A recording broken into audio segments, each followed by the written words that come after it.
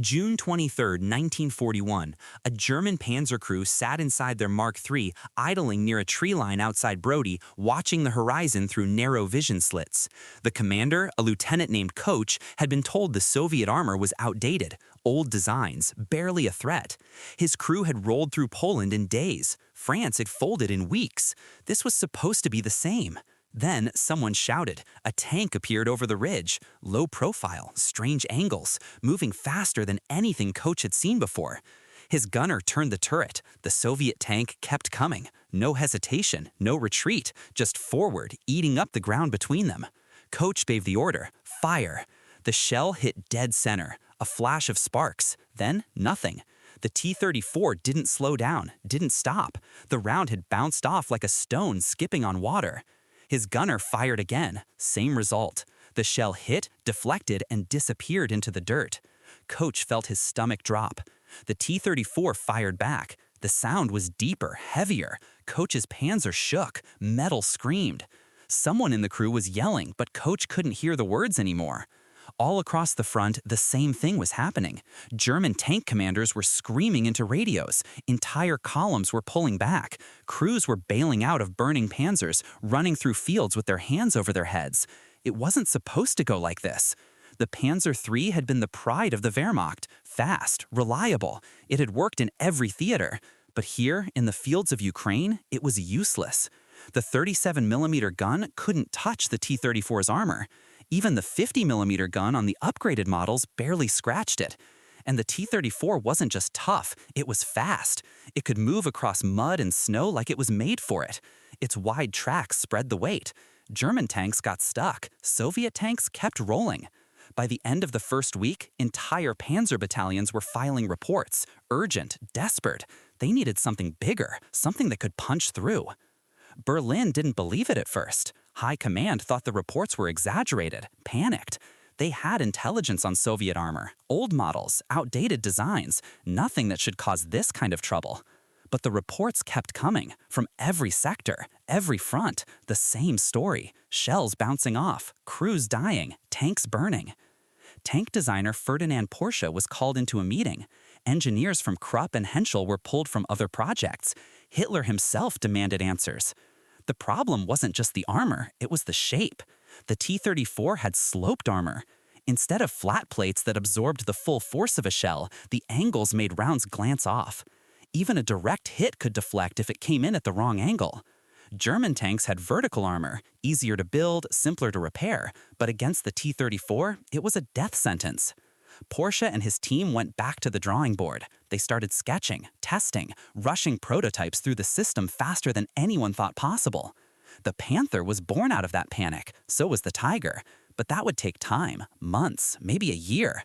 And in the summer of 1941, time was the one thing the Wehrmacht didn't have. In the field, German crews had to make do with what they had. Some commanders ordered their gunners to aim for the tracks. If you couldn't kill the tank, you could stop it, immobilize it, leave it stranded while infantry moved in with grenades and explosives. Others tried to get close enough that the angle didn't matter, close enough to hit the thinner rear armor or the engine vents. But getting close to a T-34 meant getting within range of its 76mm gun, and that gun didn't miss often. A single shot could rip through a Panzer III from front to back. The crew inside wouldn't even have time to bail out. Oberst Heinrich Eberbach, a tank commander in the 4th Panzer Division, wrote in his journal that his men were terrified, not of dying, they'd signed up for that, but of dying uselessly, of firing everything they had and watching it do nothing. One crew near Dubno tried something desperate. They waited until a T-34 got stuck crossing a ditch. Then they drove up alongside it, close enough to touch, and fired point blank into the side. The shell finally went through. The T-34 caught fire. The crew climbed out and limped back to their lines. They reported the kill, but they also reported what it took to get it. High command started issuing new tactics, flanking maneuvers, ambush positions, anything to avoid a head-on fight. But the Eastern Front wasn't built for tactics like that. The land was flat, open, you could see for miles. And the T-34s didn't travel alone. They came in groups, sometimes a dozen at a time. German infantry started carrying more anti-tank weapons, Panzerfaust rockets, magnetic mines, anything that could stop a tank without needing a tank. It helped, a little, but it didn't solve the problem. Back in Germany, the factories were working around the clock. Krupp had been told to stop production on smaller guns and focus everything on a new 75mm cannon, longer barrel, higher velocity, enough punch to get through sloped armor at range. Henschel was redesigning the Tiger from scratch, thicker plates, a massive 88mm gun. It would be slow, heavy, but it would kill anything it faced. The Panther was supposed to be the answer to the T-34 specifically, sloped armor like the Soviets, a powerful gun, speed and protection in one package. But none of it was ready. And in the meantime, the war kept moving. By August, the Wehrmacht had pushed deep into Soviet territory. Kiev was under siege. Leningrad was surrounded. On paper, the invasion was going well, but the tank crews knew the truth. Every time they saw a T-34, they had to think twice, plan it out, hope for luck. Some crews started painting kill marks on their turrets. Not for T-34s they'd destroyed, but for T-34s they'd survived. One gunner in the 3rd Panzer Group said it felt like fighting a ghost. You could see it, you could hit it, but it wouldn't die. Morale started to crack. Crews that had rolled through Europe with confidence were now pulling back at the first sign of Soviet armor. Commanders were filing requests to pull entire units off the line for rest and refit, but there was no time for that either. Hitler wanted Moscow by winter. That meant pushing forward, no matter the cost. So the Panzers kept rolling, and the T-34s kept coming. By September, German intelligence had captured a T-34 near Smolensk. It was damaged but intact. They loaded it onto a rail car and sent it back to Germany. Engineers tore it apart, measured every angle, weighed every plate, tested the steel. What they found made things worse. The armor wasn't just sloped, it was hardened in a way German steel wasn't, tougher, more resistant to cracking. The engine was a diesel. German tanks ran on gasoline. Diesel meant better fuel efficiency, less risk of fire. The suspension was simple but effective. It could handle terrain that would break a German tank in half. One engineer wrote in his report that the T-34 wasn't just better in one area, it was better in almost every area. The only advantage the Germans had was training. German crews were more experienced, better coordinated.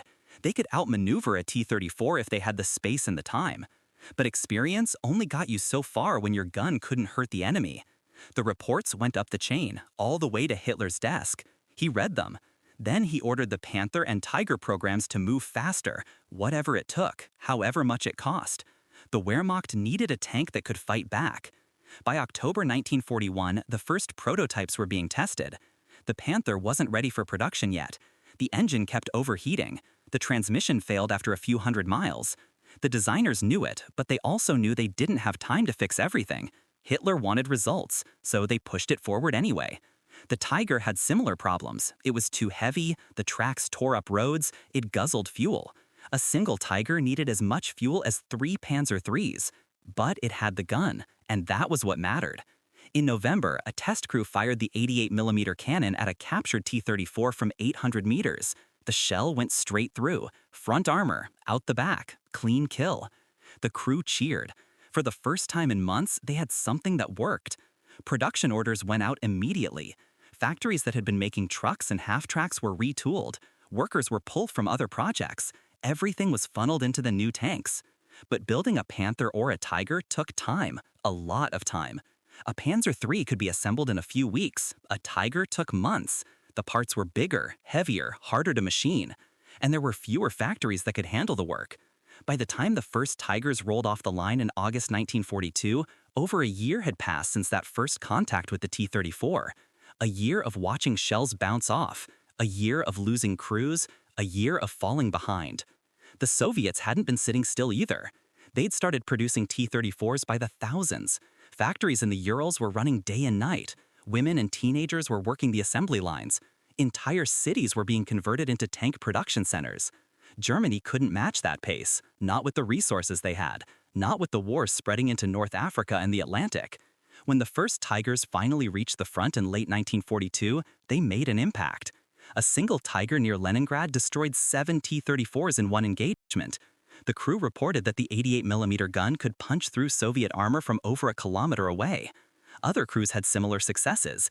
The Tiger became a symbol, a way to fight back. But there weren't enough of them. For every Tiger on the front, there were still dozens of Panzers 3s and 4s trying to hold the line. And the T-34s kept coming. The Panther arrived in 1943. It was faster than the Tiger, lighter, easier to produce. But it still had problems. The transmission broke constantly. Crews had to carry spare parts with them just to keep the tank moving. Some Panthers broke down before they even reached the battlefield. German high command didn't care. They needed numbers, so they kept pushing them out. By the time of Kursk in July 1943, the Wehrmacht had Panthers and Tigers mixed into their formations. On paper, it looked like they'd finally caught up. But the Soviets had been preparing too. They'd upgraded the T-34, better armor, a bigger gun. The T-34-85 could go head-to-head with a Panther and win. And they had more of them, thousands more. Kursk became the largest tank battle in history. Over 6,000 tanks on both sides. The fields were torn apart. Smoke and fire stretched for miles. The Panthers and Tigers fought well, but they couldn't be everywhere at once. When the dust settled, Germany had lost. Not because their tanks weren't good enough, but because there weren't enough of them. The Wehrmacht had spent 2 years trying to catch up to the T-34. They'd built better tanks, stronger guns, thicker armor. But the Soviets had built more. And in a war of attrition, more was what mattered. By 1944, Germany was on the defensive. The Panthers and Tigers were still dangerous, still feared, but they were outnumbered everywhere they went. Crews that survived the early days of the war, the ones who'd watched their shells bounce off at Brody, knew what it meant. They'd seen the future in June 1941, a future where technology alone wasn't enough. The T-34 had changed the war. Not just because it was a good tank. But because it was a good tank that could be built fast and built often, Germany had tried to answer with quality. The Soviets had answered with quantity, and in the end, quantity won. By the time the war ended in 1945, the Wehrmacht had produced around 6,000 Panthers and fewer than 2,000 Tigers. The Soviets had built over 84,000 T-34s. That number alone told the story. The shock of that first encounter near Brody had forced Germany to rethink everything, to build new tanks, to change tactics, to push their industry to the edge. But it had come too late. The moment those shells bounced off in June 1941, the outcome had already started to shift. The crews who saw it happen knew, even if no one else did yet.